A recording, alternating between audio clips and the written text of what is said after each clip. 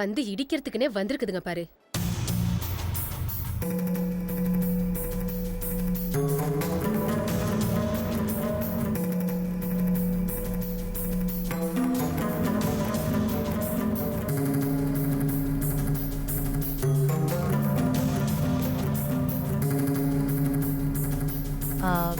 Next week வரும்போது இந்த reports எல்லாம் கொண்டு வந்துரு. Okay doctor. டாக்டர் செக்கப்ல நல்லபடியாக முடிஞ்சா? சேஃபா இருக்காங்க, எந்த பிரச்சனையும் இல்லை. துளசி, அப்புறம் இது வரைக்கும் நீ சாப்பிட்டுக்கிட்டு இருந்த டேப்லெட்ஸ் எல்லாம் நிறுத்திடுமா. இப்போ கொடுத்துருக்கிற டேப்லெட்ஸை கண்டினியூ பண்ணிக்கோ. சரி டாக்டர். மிஸ்டர் இளங்கோ, உங்க மனைவிக்கு என்ன பிடிக்கும்னு கேட்டு பிடிச்சது எல்லாத்தையும் வாங்கி கொடுங்க. அவளை சந்தோஷமா வச்சுக்கோங்க. அதெல்லாம் ஒண்ணும் இல்லை டாக்டர், அவர் என்ன சந்தோஷமா ரொம்ப நல்லாவே பாத்துக்கிறாரு. கேட்கவே சந்தோஷமா இருக்குமா. சரி, நீ நெக்ஸ்ட் வீக் வந்து. சரி வாங்க. நீ போ.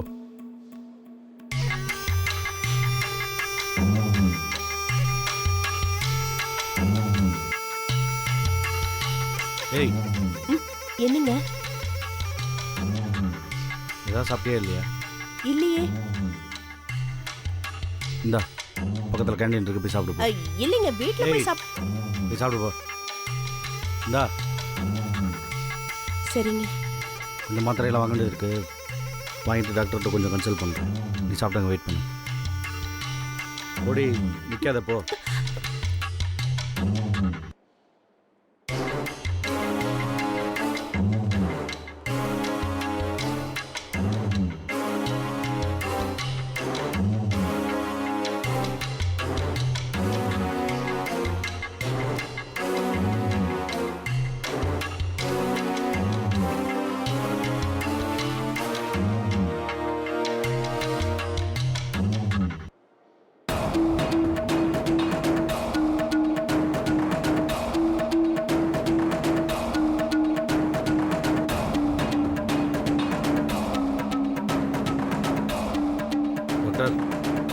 சொல்லுங்க இளங்கோ. உள்ள வாங்க, கொஞ்சம் உங்கள்கிட்ட பேசணும். என்ன விஷயம்? இந்த மாத்திரையை சாப்பிட்டா கர்ப்பம் கலை, நீங்க என்ன சொன்னீங்க? இது சாப்பிட்டதுக்கு அப்புறம் கர்ப்பம் கலையிலேன்னு சொன்னா என்ன அர்த்தம்? இளங்கோ, நீங்க விரும்புறதெல்லாம் செய்யறதுக்காக நான் டாக்டரா இல்லை. நான் அன்னைக்கு கொடுத்தது கர்ப்பத்தடை மாத்திரை இல்லை, விட்டமின் மாத்திரை தான். இல்லைங்க டாக்டர், அப்போ நீங்க என்ன நம்ப வச்சு கழுத்துறீங்க, அப்படித்தானே? உங்க நம்பிக்கையை காப்பாத்துறதுக்காக என் மேல மத்தவங்க வச்சிருக்க நம்பிக்கையை கெடுத்துக்க முடியாது. இந்த பாருங்க, நீ அன்னைக்கு ஒரு பேச்சு இன்னைக்கு ஒரு பேச்சு பேசிட்டு இருக்கீங்க, சரியில்லை. நான் சரியில்லைன்னு சொல்றதை விட நீங்க சரியில்லைங்கிறது தான் கரெக்ட். என்ன கரெக்ட்? கமர் கட்டுக்கிட்டு ஹாஸ்பிட்டல்ல வந்து சத்தம் போட்டுட்டு இருக்கீங்க, அநாகரிகமா நடந்துக்கிறீங்க. வெளியில போங்க. வெளியில போகாம போறேன். அதுக்கு முன்னாடி எனக்கு ஒரு நியாயத்தை சொல்லுங்க. நான் நியாயத்தை சொன்னா நீங்க குற்றவாளி கூண்டுல தான் நிப்பீங்க. ஏன்னா குழந்தை பெத்துக்கிற எந்த தகுதியும் உங்களுக்கு தான் இல்ல. என்ன மேடம், என் ஒய்ஃப் துளசி கர்ப்பமா இருக்கா, அது தெரியாம நீங்க என்கிட்ட பேசிட்டு இருக்கீங்கன்னு நினைக்கிறேன். இங்க பாருப்பா, உன் ஒய்ஃப் கர்ப்பமா இல்ல. ஊர் உலகம் உன்னை மலட்டு பையன்னு சொல்லக்கூடாதுன்னு தான் துளசி போட்ட வேஷம் இது. வேஷம்? ஆமா, துளசிக்கு எந்த குறையும் இல்ல. அவ குழந்தை பெத்துக்கிறதுக்கு எல்லா தகுதியும் இருக்கு. ஆனா உனக்கு எடுத்த டெஸ்ட்ல தான் சில குறைகள் இருக்கு.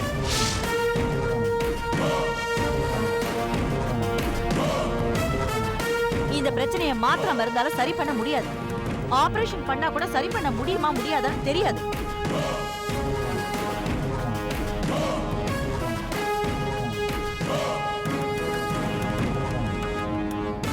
இல்லை மேடம், சுற்றி சுற்றி ட்ராமா நடத்துறீங்களா? முதல்ல துளசிக்கு தான் பிரச்சனைன்னு சொல்லி மாத்திரை கொடுத்தீங்க, அப்புறம் துளசி கர்ப்பமாக இருக்கான்னு சொன்னீங்க. இப்போ என்னடானா நாமளுன்னு சொல்லிட்டு இருக்கீங்க. நீங்கள் உண்மையாகவே டாக்டர் தானே, இல்லை இந்த மாதிரி போலி வேஷம் போட்டு மக்களை ஏமாற்றிட்டு இருக்கீங்களா? மக்களே என்ன மரியாதை? ஒரு சுண்டு விரல் அடிபட்டு வந்தால் போதும், அந்த ஸ்கேன் எடு, இந்த ஸ்கேன் எடு, எம்ஆர்ஐ அதுன்னு சொல்லிட்டு ஒவ்வொரு ஸ்கேன்ல 20% கமிஷன் வாங்குறீங்களா இல்லையா? அதை வச்சு தானே இவ்வளவு பெரிய பில்லிங் கட்டியிருக்கீங்க. இந்த மாதிரி அப்பவே ஜனங்களை ஏமாத்திட்டு இருக்கீங்க. நீங்களாம் நியாயத்தை பத்தி எல்லாம் பேசவே கூடாது. ஏய் எங்க வந்து என்ன பேசிட்டு இருக்க? பொண்டாட்டி கர்ப்பத்தை கலைக்க அபாஷன் மாத்திரை கேட்டவன் தானே நீ? ஈவு இறக்கம் இல்லாதவ. இவ்வளவு பெரிய உடம்ப வளர்த்து வச்சிருக்க, கொஞ்சமாவது மூளையை வளர்த்துக்கோ. மரியாதை எங்கேருந்து போயிடு, இல்லனா போலீஸ்ல புடிச்சு கொடுத்துருவேன். போடா வெளியே. என்னது போலீஸை கூப்பிடுங்க? ஏன் உனக்கு மட்டும் தான் போலீஸ் தெரியுமா? எங்களுக்கெல்லாம் போலீஸ் தெரியாதா? கூப்பிடுவோம் போலீஸா? நானும் கூப்பிடுறேன். கூப்பிடுறா பாப்பமா யார் யார் உள்ள தள்ளுறான்னு பாப்பமா. கூப்பிடுறா. ஏய் ஏய், சும்மா விட கூப்பிடுறா. மாட்டேன் பாரு. தார்மா உனக்கு தான் எல்லாம் தெரிஞ்ச மாதிரி பேசிக்கிட்டு இருக்காது. எங்களுக்கு 1008 போலீஸ் தெரியும். நாங்க எல்லாத்தையும் பார்த்துட்டு தான் ஏங்க வந்திருக்கோம். இப்படி ஹாஸ்பிடல் அசிங்கமா கத்திட்டு இருக்கீங்க? கத்திட்டு இருக்கேன். எருமை உன்னால தான் இவ என்ன மலருன்னு சொல்லிட்டு இருக்கோம். ஏய்,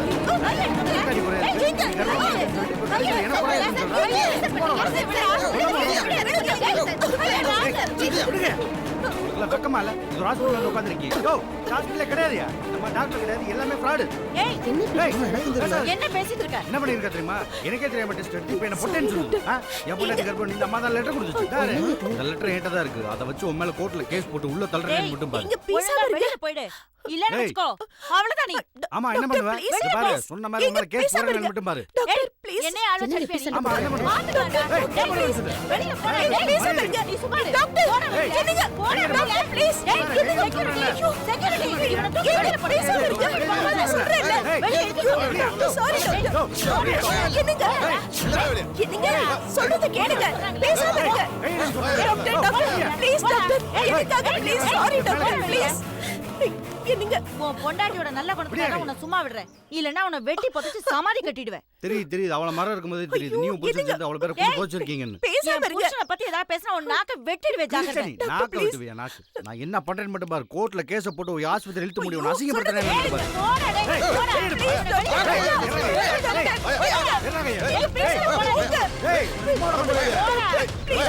சாரி ஒரு வாட்டி இந்த பக்கம் வந்த என் ஹாஸ்பிடல் பக்கம் வந்த கைய கால ஒடிச்சிருவேன் ஜாக்கிரதை. எல்லாரும் போங்கம்மா உள்ள.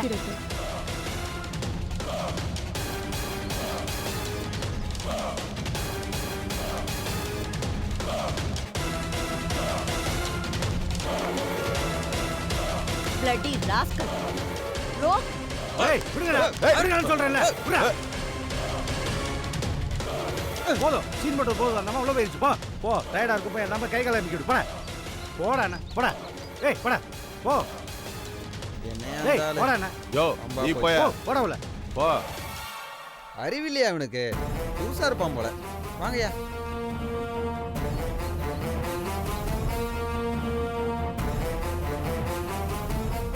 என்ன பேச்சு பேசுற குண்டச்சி? ஏங்க ஏன் ஹாஸ்பிடல்ல இப்படி அநாகரிகமா நடந்துக்கிறீங்க? எப்படி இப்படி கல் நெஞ்சக்காரரா இருக்கீங்க? உங்களுக்கு இறக்கம் பாசம் எதுவுமே வராதா? வயித்துல வளர்ற குழந்தைய கொல்ற அளவுக்கு நீங்க மோசமானவரா? அன்னைக்கு நீங்க பாசமா அன்பா ஆம்லெட் போட்டு கொடுக்கும்போது கூட நீங்க திருந்திட்டீங்களோன்னு நான் நினைச்சேன். அதுக்கு பதிலா நீங்க எனக்கு விஷத்தை கொடுத்திருக்கலாம்ல. கர்ப்பிணிங்கிற வேஷத்தோட செத்திருப்பேனே. இத பாருங்க, உங்களுக்கு கெட்ட பேரு கிடைச்சிருக்காது. இல்லாத குழந்தைய இருக்குன்னு நினைச்சு அழிக்கணும்னு நினைக்கிற மிருகத்தோட நான் எப்படி வாழ முடியும்? கூவாத கோழி நீங்க. இப்ப யார் கூவாத கோழின்னு தெரியுதா? இது பாருங்க, நான் மலடு இல்ல, நீங்க தான் மலடு. அதான் டாக்டர் எல்லாரும் முன்னாடி நடு ரோட்ல வச்சு சொன்னாங்களே உங்களை பொட்டன்னு. ஏய் இன்னொரு வார்த்தை பேசுனா கொன்றுவேன். சும்மா விடியா. எப்ப பார்த்தாலும் இந்த ரோட்ல கை நீட்டி அடிக்கிறேன். இப்படி மிருகத்தனமா நடந்துக்கிறியே, உனக்கு அறிவில்ல? 4 பேர் பார்த்தா ரோட்ல மானம் போயிடாது. எதுவா இருந்தாலும் வீட்டுக்கு போய் பேசிக்கலாம். என்னடி மாதாரி நாடகம் மாற முழுசா நினைச்சதுக்கு அப்புறம் முக்காடு எதுக்குடி? அது நடு ரோடா இருந்தானே நடு வீடா இருந்தானே போன மானம் போனதாண்டி. ஏண்டி உன் மனசுல என்ன நினைச்சிட்டு இருக்க? திட்டம் போட்டு நீ அந்த டாக்டர் சேர்த்து என்ன பழி வாங்குறீங்களா? அவமானப்படுத்துறீங்களா என்ன? ஏயா உன் மானம் போயிடக்கூடாதுன்னு நீ நினைக்கிற? நீ செஞ்ச தப்புக்கு நான் பழி ஏத்துக்கிட்டேனே, அப்ப நான் என்ன பண்றது? எவ்வளவு ஏச்சுக்கும் பேச்சுக்கும் ஆளாயிருப்பேன். அவ்வளவு அவமானத்தை தாங்கிட்டு இருந்தேனே. எதுக்கு? எல்லாம் உனக்காக தானே. அதையெல்லாம் புரியாம நீ மனுக்கு பேசிட்டு இருக்க.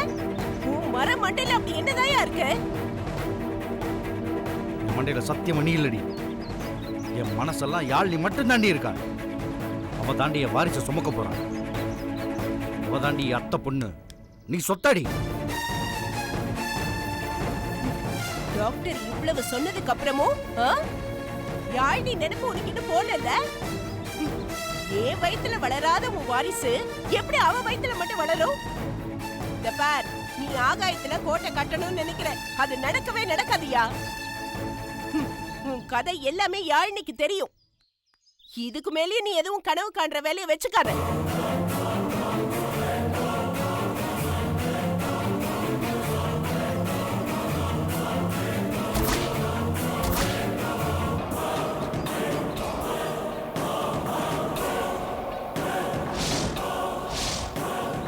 ஓ, 2 பொட்டேஜியும் சேர்ந்து அந்த பிளான் பண்ணியிருக்கீங்களா? இந்த குண்டம்மா டாக்டர்மா உடனே உனக்கு ஏங்க ஏங்க இப்படி தப்பாவே புரிஞ்சுக்கிட்டு பேசிட்டு இருக்கீங்க? உங்களை அவமானப்படுத்தணும்னு நினைச்சிருந்தா பழைய நான் ஏத்திருந்திருக்க மாட்டேன். உங்களுக்கு வாரிசு வேணும் தான் ஹாஸ்பிட்டலுக்கே கூட்டிட்டு வந்தேன். இந்த டாக்டர் மேல உங்களுக்கு நம்பிக்கை இல்லைன்னா வேற எந்த டாக்டர் கிட்ட வேணா போய் செக் பண்ணுங்க. அப்ப தெரியும் பொட்டை யாரு கூவாத கோழி யாருன்னு. என்னடி பொட்டன்னு குத்தி காட்டுறீங்க? அப்படியே வாய் அப்படியே கிழிச்சு எடுத்துருவேன் பார்த்துக்க. இப்படி ரோட்ல வச்சு அடிக்கிறதுனால உன் ஆம்பளத்தனத்தை காட்டுறியா?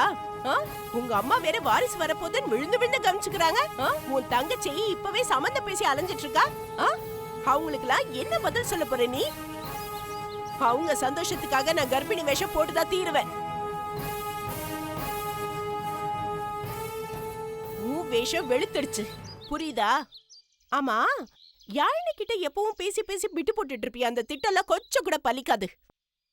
பாவ யாழினி வயிற்றுக்காகவும் வாழ்க்கைக்காகவும் உங்களை எப்படி சகிச்சிட்டு வாழ்ந்துட்டு இருக்கா. இனிமே உன்னால ஒண்ணுமே செய்ய முடியாது. நல்ல வாய்க்கிலேயே பேச கத்துக்கிட்டேன். என்ன இதெல்லாம் உனக்கு யாழினி சொல்லி கொடுத்தாங்க? உங்களை எல்லாம் வச்சிருக்க வேண்டிய இடத்துல வச்சிருக்க வேண்டிய வைத்தியம் வைத்தியம் வைத்தியம். முதல்ல உனக்கு வைத்தியம் பாரு, அப்புறம் நீ எந்த வைத்தியத்தை வேணா வச்சுக்கலாம்.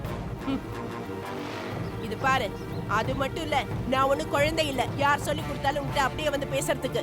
உன் மேல தப்பு இருந்தோம் உன் ஆணாதிக்கம் உன்னை ஏத்துக்க விட மாட்டேங்குது இல்ல? அதான் என்ன பேசுறோம் ஏது பேசுறோம் தெரியாம பேசிட்டு நிக்கிற.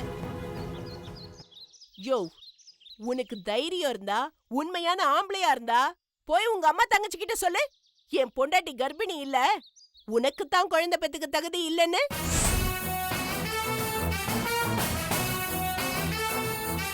ஒழுங்கா முதல்ல வைத்தியம் பார்த்து ஆம்பளை நிரூபிச்சு தொலை.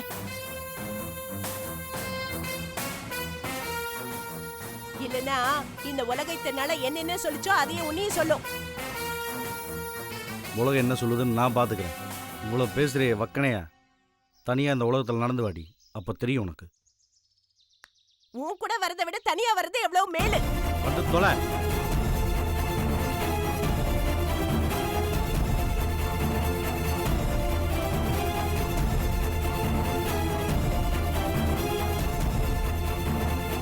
ஆளைய மூஞ்சி பாரு, இவன் கூட போறதுக்கு தனியாவே போலாம்.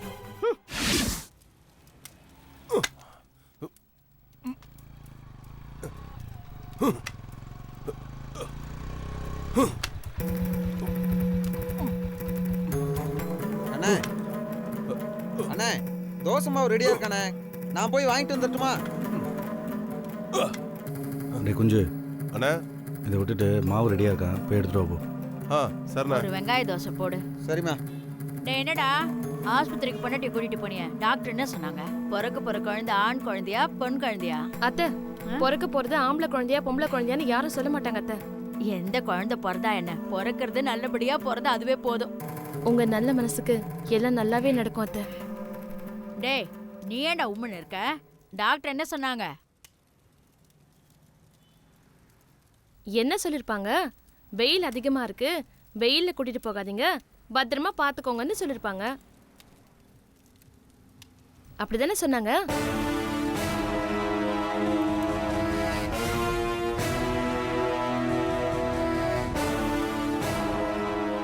அப்புறம் என்ன சொல்லிருப்பாங்க? ஆட்டோலயோ பைக்லயோ பஸ்லயோ கூட்டிட்டு போவே கூடாது, அதுவும் இல்லாம அதிகமான வெயிட் எதையும் தூக்க கூடாதுன்னு சொல்லிருப்பாங்க. அதானே மாமா? கரெக்ட் தானே?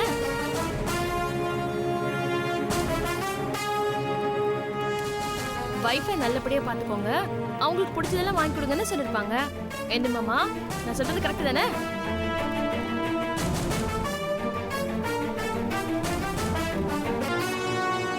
அப்புறம் ஆமா, ரொம்ப முக்கியம், ஒரு 3 மாசம் தள்ளி படுக்கணும்னு சொல்லிருப்பாங்க. கரெக்ட் தானே?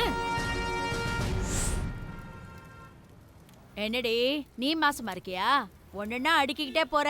நீ சொல்றதுக்கெல்லாம் அவனும் பூம்பூ மாடு மாதிரி தலையாட்டுறான். சொல்டா என்ன?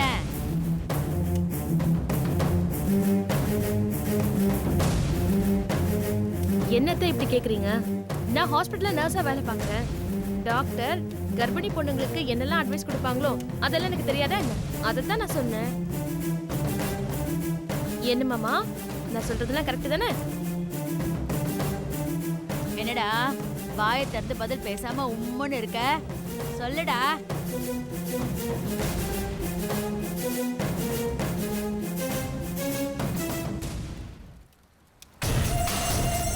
அத்தை, மாமா ரொம்ப கூச்சப்படுறாருன்னு இதுல நினைக்கிறேன். கூச்சப்பட என்ன இருக்கு?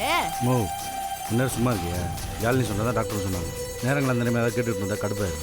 டேய் டேய் டேய் இளங்கோ டேய். நான் என்ன கேட்டுட்டேன்னு இப்படி கோவப்படுறான்? ஆ? அம்மா அண்ணன் பாக்குறது தான் புஷ்டியா இருக்காரு, உள்ள எல்லாமே எம்டி. புண்ணா. அம்மா போய் அம்மா வேலைய அம்மா பாருடா, அம்மா நாயே. போடா போ. சம்பந்தம் இல்லாம உண்மையா பேசிக்கிட்டு. சொன்னா அடிப்பீங்களா? ஏய் யாழினி, வீட்டுக்கு போய் துளசியை பார்த்து என்னன்னு கேட்டுட்டு வா போ. இல்லத்த, உள்ள குழம்பு கொதிக்குது, அது என்னன்னு பார்த்துட்டு அப்புறம் போறேன். ஏய் டேய், நீ என்ன வெறும் கல்லுல தண்ணி ஊத்திட்டு இருக்க? கல்லு கெட்டு போச்சுடா. உன் அப்பா விட்டு சொத்தா என்ன? தலைய சொரியாதடா. அப்படி போட்டேன்னா வெங்காயத்தை வெட்டு. என்னடா பாக்குற? வேலைய பாரு.